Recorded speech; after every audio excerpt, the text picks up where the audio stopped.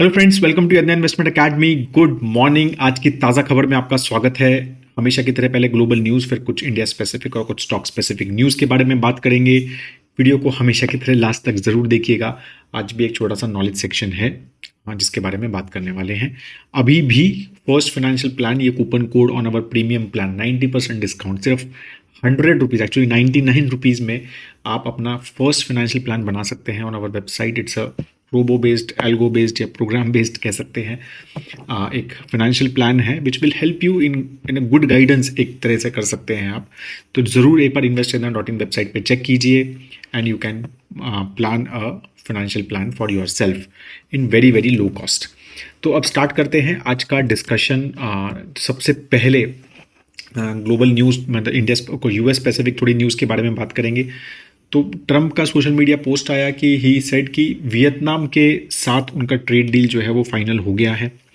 तो वियतनाम ने क्या किया है, तो उन्होंने कहा है कि भाई जितने भी अमेरिकन गुड्स उनके कंट्री में आएंगे वो कम्प्लीटली ड्यूटी फ्री आएंगे, और जितने भी वियतनाम के गुड्स यूएस में जाएंगे वो 20% ड्यूटी के साथ जाएंगे।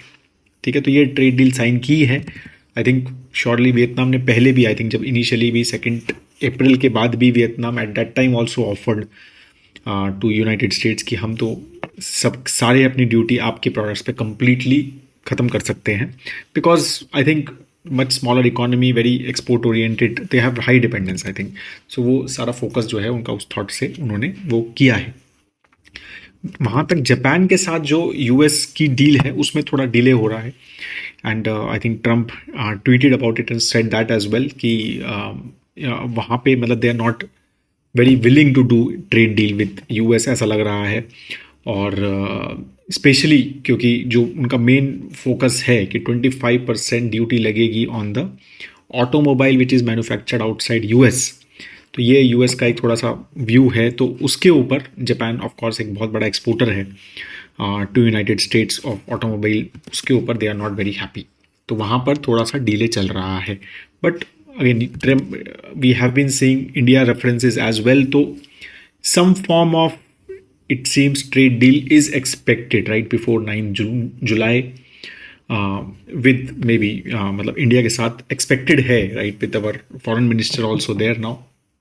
तो कुछ ऐसा लग रहा है कि कुछ ना कुछ एक्सपेक्टेड है, एक सर्टन, एक bare minimum kind of deal just to bypass that 9 July deadline of the pause जो उन्होंने किया है ऑन द टैरिफ्स, राइट। और तो उसके बाद फिर 9 जुलाई को ही समझ आएगा बाकी सारी चीज़ें आगे क्या होगा। But this is a seesaw battle, I think we no one knows कि क्या होने वाला है, कैसे होने वाला है। बट यही है, अब जो है market I think will not react like they reacted on 2 अप्रैल, क्योंकि मतलब मार्केट को समझ आ गया है कि दीज आर मतलब एक प्रेशर टैक्टिक्स हैं, एक डील टैक्टिक्स हैं, रादर देन कि ये थॉट कि भाई हमें ये इस तरह के टैरिफ्स लगाने हैं, राइट। वो इस तरह का, वो एक अलग तरह से मार्केट ने उसको समझा है। बाकी उनका एक एडीपी का डेटा आता है जिसमें प्राइवेट सेक्टर के जॉब्स का समझ आता है। तो वो जो है अनएक्सपेक्टेड ड्रॉप उसमें दिखा यूएस के प्राइवेट सेक्टर जॉब्स में, राइट। एंड मतलब जो एडीपी है उन्होंने ये भी कहा कि भाई there was a hesitancy to hire and reluctance to replace departing workers. ठीक है, तो इसके ऊपर थोड़ा सा और भी बात करना चाहेंगे, मतलब कि basically it is going to be a little bit trend it seems with artificial intelligence. एक शॉर्ट टू मीडियम टर्म में हमें ये एक्सपेक्ट करना चाहिए कि job risk will be there, right. और मतलब अगेन एडिंग टू दैट कि माइक्रोसॉफ्ट का भी मैं न्यूज़ देख रहा था कल, तो 9,000 employees they have laid of, they have confirmed that, majorly Xbox के डिवीज़न में और मेजरली उनके गेमिंग डिवीज़न में। और अप्रैल में उन्होंने 6,000 जॉब ले ऑफ किया था, फिर जून में 305 किया, और अब जो है they have said 9,000 jobs more they have laid off. तो अगेन मतलब I am sure no one will say कि ये आर्टिफिशियल इंटेलिजेंस की वजह से है, एआई की वजह से है। सम विल से कि ठीक है business has not done well, तो उसकी वजह से है। But definitely if we actually go inside and understand things, right, when we talk to those experts, तो है एक factor definitely. AI has become a factor specially in tech sector सबसे पहले, और बाकी भी सेक्टर्स पे इसका इम्पैक्ट आने ही वाला है, right. It's not going to be just tech, right, but tech पे पहले आएगा, no doubt in it, because they are the early adopters of such technologies. तो बट इसका इम्पैक्ट जो है आने ही वाला है, और ये हम सबको शायद एक शॉर्ट टर्म मीडियम टर्म में, yes of course there will be new jobs which will be created, new skills which will be created, no doubt in it, but it will take time, right, for people to reskill and go there. So वो उसका जो बीच का phase है, right, तो that can be painful and we are seeing that, right. अभी ये जैसे मैं आपको बोल रहा हूँ कि ADP का डेटा आया, फिर Microsoft is saying all these things, ठीक है. तो इंडिया में भी टेक सेक्टर में slow hiring, if we see consistently quarterly results, तो हार्डली हायरिंग इंक्रीज हो रही है, राइट. जबकि नंबर्स ठीक है, मतलब हाँ ठीक है, मतलब there is an impact on numbers as well, but overall hiring has been very very slow. US में बाकी यूके की बॉन्ड यील्ड्स भी बेसिकली बढ़ी हैं. अगेन जो कुछ वेलफेयर रिफॉर्म्स गवर्नमेंट प्लान कर रही थी उनको थोड़ा सा और मतलब शुगर कोट किया जा रहा है, इसलिए अगेन इन्फ्लेशन का एक रिस्क बढ़ता हुआ नज़र आ रहा है. जापान का निकी जो है वो कल गिरा बिकॉज ऑफ अगेन एक्सपेक्टेड कि भाई ट्रंप ने कहा कि भाई अगर जापान के साथ डील नहीं हुई तो हम 30 से 35% टैरिफ लगाएंगे जापानीज गुड्स पे, राइट. सो ये सारी चीज़ें भी चल रही हैं. बाकी ऑयल प्राइजेस थोड़े बढ़े, अगेन रीज़न थोड़ा सेंटिमेंटल था. इट वाज कि ईरान ने जो यूनाइटेड नेशन का न्यूक्लियर वॉचडॉग है, राइट, IAEA, उसके साथ कॉपरेशन सस्पेंड कर दिया है ईरान ने, राइट. तो अगेन थोड़ा सा एक रिस्क बढ़ गया है कि because that nuclear watchdog used to check on all those things on Iran's nuclear programme. तो अब वो उनके साथ कॉपरेशन अगर सस्पेंड कर दिया है तो थोड़ा सा मार्केट को ये लग रहा है कि भाई फिर से वो न्यूक्लियर का इशू बिल्डअप ना हो, और फिर से ये सारी चीज़ें जो एक एस्केलेशन हुआ था, जो वॉर हुआ था between Israel and Iran which US also got involve, तो वो फिर से वो चीज़ ना सामने आ जाए. तो इसलिए थोड़ा सा ऑयल अगेन सेंटिमेंटल वैल्यू की वजह से थोड़ा सा बढ़ा है. तो these were the major again global news. अगर हम ओवरऑल देखें, US की भी बॉन्ड यील्ड थोड़ी सी बड़ी है. 10 ईयर GSEC अगर हम यील्ड की थोड़ी 4.3 क्रॉस हो गई है. Again with all these I think tariffs and everything going around and 9th July, तो ये सारे थोड़ी सी यहाँ पर भी we can see कि volatility in the markets as well as bond markets could be there as well. India specific news की बात करें तो इंडिया में एक रॉटर्स से एक न्यूज़ आई कि India to build 3 new strategic oil reserves to boost energy security. Currently जो इंडिया के पास अराउंड 75 डेज की फ्यूल डिमांड के स्टोरेज अवेलेबल है, राइट. तो वो जल्दी ही वो करना चाहते हैं कि भाई इसको 90 डेज की तो हम कर लें, बिकॉज जैसे जैसे जो पॉलिटिकल टेंशन बढ़ रही है देखा हमने अभी इजराइल और ईरान में, राइट. एकदम से क्रूड ऑयल भाई मतलब एकदम 65-66 से वो सीधा 78 पहुंच गया, राइट. इन दो सच सिनारियो, राइट, तो अगर आपके पास एक अच्छा खासा रिजर्व है, राइट, तो at least you can wait for such shocks, right. तो रादर देन इमीडिएटली अरे भाई भरना है फटाफट, अरे जो भी प्राइस मिल रहा है ले लो, राइट. तो we can be little bit more prudent in buying in such things, right. तो इस तरह के और सप्लाई शॉक्स बाई चांस वो स्ट्रेट ऑफ हॉर्मुज बंद नहीं हुआ, बट अगर वो बंद होता and all these supply shocks may would have come, तो इस साइड में ये सब जो रिजर्व्स हैं ये बहुत काम आते हैं. तो इसलिए एक्सपेक्टेड है कि India which is the 3rd largest importer of the oil, right, world में, और 80% हम अपना ऑयल जो है इम्पोर्ट करते हैं. तो इसलिए I think these additional storage are very important and ये एक्सपेक्टेड है कि it should be increased very soon, right. तो few strategic reserve sites have been thought about. Quad foreign minister meetings are going on and as I said कि our foreign minister is also in US right now. तो उन्होंने एक critical mineral initiative finally launch किया है, right. India is also focusing a lot on it. We have seen those updates as well, right, PLI schemes and everything perspective से, right. But overall at a quad level as well, right, क्योंकि deposits किसी के पास है, processing power किसी के पास है, Japanese have some processing power as well. तो Quad में जापान भी है, ऑस्ट्रेलिया भी है, US भी है. So I think they have started एक चाइना को डोमिनेंस का काउंटर देने के लिए critical mineral initiative they have basically launched, which can be a good thing. एक कल interesting news, interesting in the sense थोड़ी सी मतलब एक वरिंग कह सकते हो, और मतलब जैसे जियो पॉलिटिक्स जब बिजनेस में इन्वॉल्व हो जाता है तो उस तरह की न्यूज़ की एक न्यूज़ आई कि एक रिपोर्ट आई है बेसिकली कि फॉक्सकॉन जो कि इंडिया में एप्पल के आईफोन्स बनाता है, तो they have recalled their Chinese staff from India. तो 300 चाइनीज वर्कर्स इंडिया में फॉक्सकॉन की फैक्ट्री में काम करते थे, and of course because of the skill and मतलब एक नॉलेज ट्रांजिशन वगैरह उस थॉट प्रोसेस से, because it's a very very मतलब high skilled labour which is required to make such precision engineering जो आईफोन्स हैं, राइट। तो उसमें से ये बोला जा रहा है कि 300 चाइनीज वर्कर जो है अब वो चले गए और लास्ट 2 मंथ्स में, एंड कोई क्लैरिटी नहीं है कि ये क्यों हुआ है। अब इसका एक्सपेक्टेड है कि भाई इस तरह का अगर क्रिटिकल टैलेंट चला जाएगा तो इसकी वजह से जो इंडिया के ऑपरेशन में स्केलिंग अप में डिले आ सकते हैं। तो is this again a geopolitical issue with China bringing those folks back, right. तो ये सब अब देखने वाली बात है, which again we can just think, but all these things also have to play role. मतलब आप समझ रहे हैं कि ये सब अलग अलग तरह से, राइट, जियोपॉलिटिक्स आजकल जो है it plays a big role, right, even in the economic growth and in such sectors. तो ये सारी फैक्टर्स भी हमेशा हमें देखने चाहिए। And Trump also you know कि हैज सेड कि एप्पल को इंडिया में क्यों मैन्युफैक्चर कर रहे हो, यूएस में क्यों नहीं कर रहे हो। He has given many statements वहाँ पे भी। तो वो सब चीज़ों पे भी हमारा ध्यान रहना चाहिए, राइट। तो there will be some rise, right, there will be some good policies, एकदम से राइज होगा और फिर जो है दबाने की कोशिश भी डिफरेंट कंट्रीज से होगी। कुछ अगर स्टॉक स्पेसिफिक न्यूज़ के बारे में चले जाएं तो Adani to bring all cement units under one roof, ऐसा माना जा रहा है।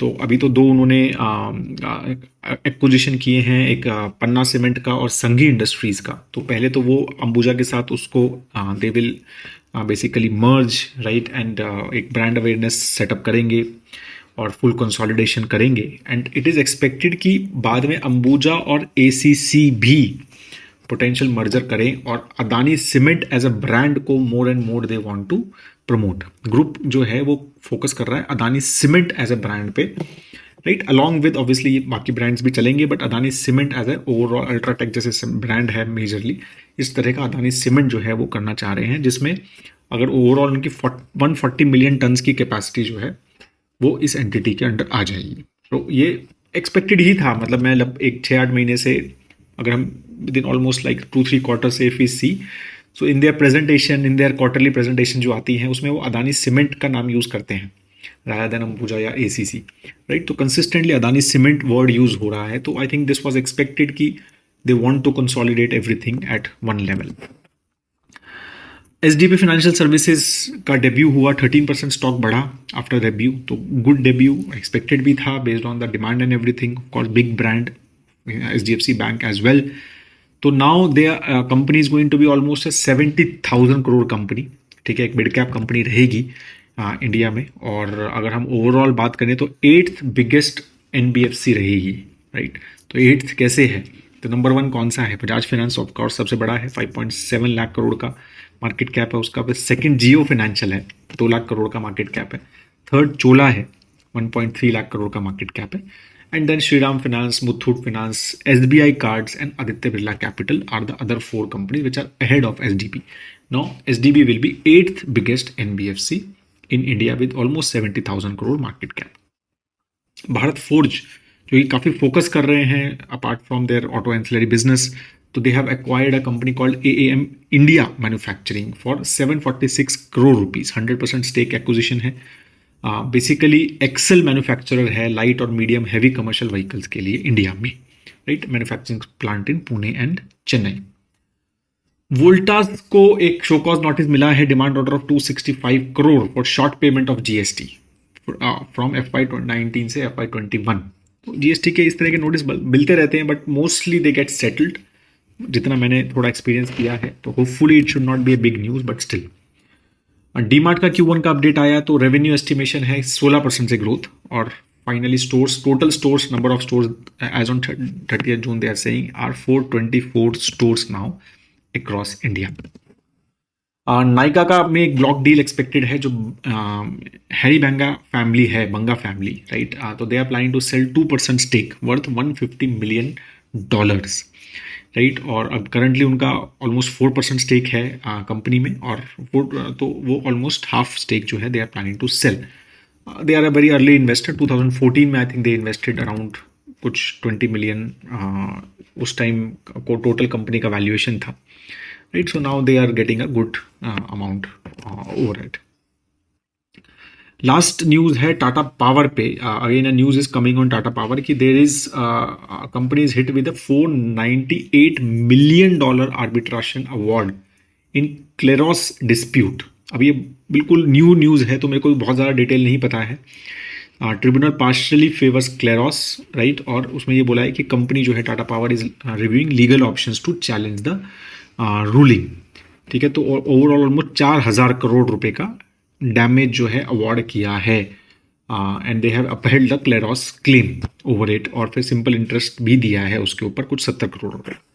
तो ये सारी चीज़ें उसमें हुई हैं। अब again how big bad it is, I think company का कुछ अपडेट आएगा, और कल how market reacts we have to, sorry today how market reacts we have to see on that, ठीक है। So these were the major news from overall markets perspective, right. अब एक knowledge section basically क्या है, lot of people keep on asking, कई बार ये data कहाँ मिलता है कि सबसे बड़े म्यूचुअल फंड हाउसेस कौन से हैं। मतलब म्यूचुअल फंड एज अ कई कई स्कीम्स इतनी बड़ी हो गई हैं, sometimes more don't even realise, right. जब मैं कभी कभी देखता हूँ और डिस्कस करते हैं क्लाइंट्स के साथ या कभी आपके साथ, तो सडनली यू रियलाइज कि यार इतनी बड़ी बड़ी स्कीम्स हो गई हैं, इतने एसेट अंडर मैनेजमेंट एक एक स्कीम में, right. Specially for a person like me जो मतलब म्यूचुअल फंड को शायद 2008-9 से वी आर ट्रैकिंग, मतलब अलॉन्ग ऑब्वियसली उसका फुल टाइम नहीं था उस time, Parimal more because he was very close friend, तो हम ज़्यादा डिस्कस करते रहते थे। But yes there have been a interest in the industry from quite long, ठीक है। तो वो वहाँ से देख के कि आप जब you see the growth of, मतलब जब 10,000 करोड़ एक बहुत बड़ा एसेट अंडर मैनेजमेंट माना जाता था, ऐसा टाइम था, तो अब जो है जैसे 50,000 1 लाख करोड़ की इतनी सारी स्कीम्स हैं, तो I thought that I will share कि टॉप स्कीम्स इंडिया में कौन सी हैं एसेट अंडर मैनेजमेंट वाइज। तो that was the thought process. तो if you will see this table, right, तो अगर आप देखोगे तो SBI निफ्टी 50 ETF जो है ऑलमोस्ट 2 लाख करोड़ का एसेट अंडर मैनेजमेंट है। ऑफकोर्स EPF का पैसा है उसमें मेजरली, राइट, तो इसीलिए उसका इतना बड़ा एसेट अंडर मैनेजमेंट है, but 2 lakh crore almost is there, right? SBI BSC Sensex ETF, again EPF has lot of money there, so they have 1.16 lakh crore, right?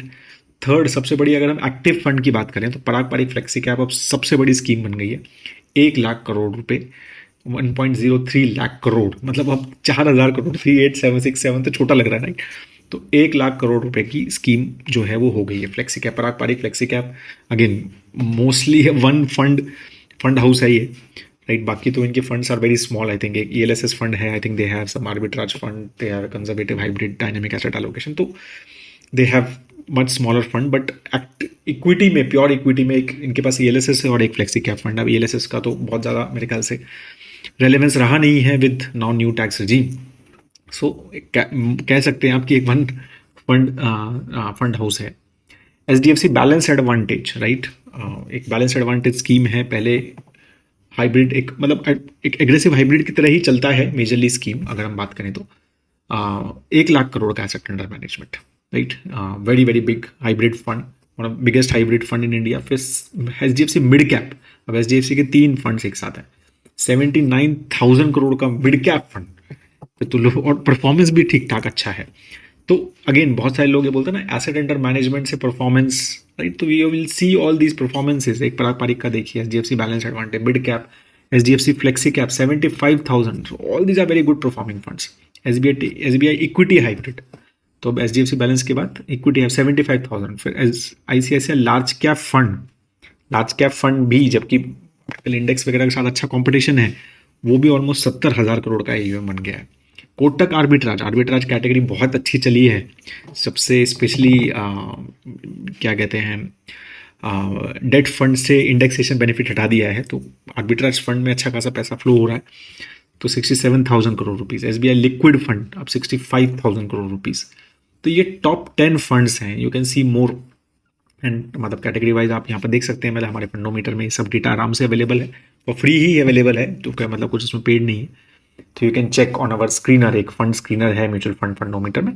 But this is interesting right. तो आप you can just imagine right कि मतलब 10th बड़ा fund जो है वो 65,000 करोड़ के आसपास का फंड है. Serious money now these fund houses and funds are managing 1-1 lakh crore right. Can you मतलब इमेजिन भी 1 लाख करोड़ रुपए. So that fund basically invest 1% also in a company, तो 1,000 crore rupees fund is going to invest, which is going to be a serious money, right?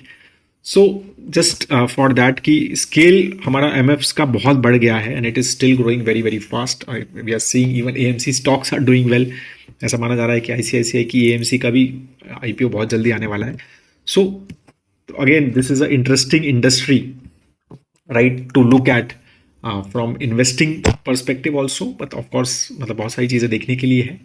But also from the investment perspective right कि मतलब mutual fund as an option to invest because very serious player at least in India and very very well regulated. ये हमें यहाँ पर देखना चाहिए. That is all on this. I hope that आपको video अच्छा लगे तो प्लीज़ ज़रूर लाइक ज़रूर कीजिएगा वीडियो को अगर आपको अच्छा लगे तो. And if you can share with family and friends that would be great. Have a great time ahead दोस्तों. जय हिंद.